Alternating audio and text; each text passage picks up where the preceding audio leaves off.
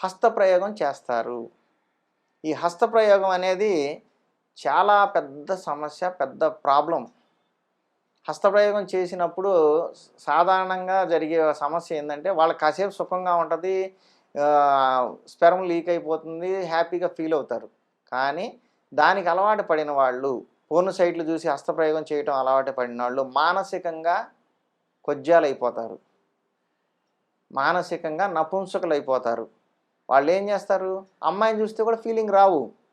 Reason ఏందంటే, వాడికి ఆ పోర్న్ సైట్‌లో ఉన్న గ్రాఫిక్సే నచ్చుతాయి తప్పితే, క్లోజప్ షాట్స్, గ్రాఫిక్స్ నచ్చుతాయి తప్పితే, విడిగా అమ్మాయిని చూస్తే ఏ ఫీలింగు కలగదు.